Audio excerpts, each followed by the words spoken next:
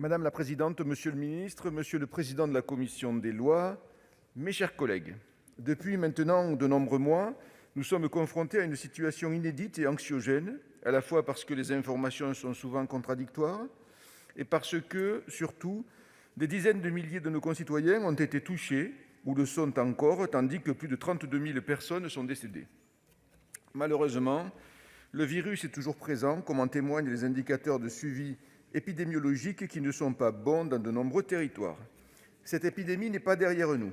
Oui, le virus circule toujours, et parfois de manière très active. Entre le début du mois de juillet et la fin du mois d'août, le nombre d'hospitalisations liées au coronavirus et le nombre de personnes en réanimation à cause du virus ont plus que doublé.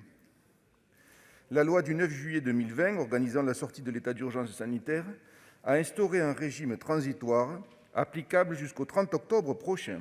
Ce changement de régime juridique a permis de poursuivre la reprise des activités et le rétablissement du droit commun, tout en conservant la faculté de prescrire des mesures visant à prévenir et, le cas échéant, à maîtriser au mieux une dégradation de la situation sanitaire.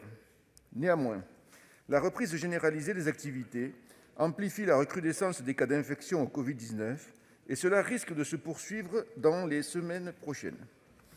Dans ces conditions, une interruption soudaine des mesures sanitaires au 30 octobre ferait courir le risque de laisser se reproduire la catastrophe sanitaire que nous avons connue en mars dernier et qui a contraint à instituer l'état d'urgence sanitaire.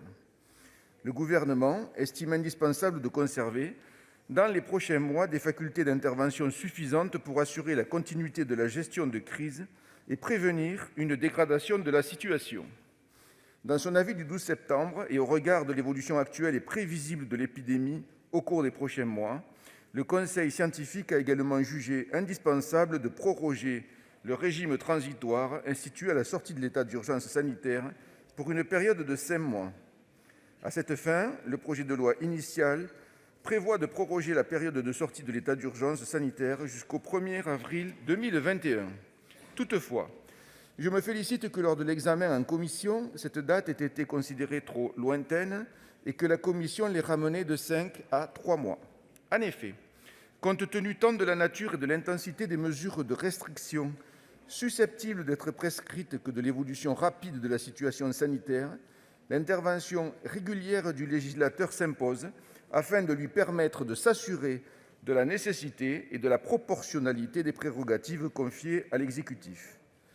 Prendre garde à trouver un juste équilibre entre restriction et protection de nos libertés, entre protection de nos concitoyens et protection de nos libertés publiques, de nos valeurs républicaines, apparaît primordial.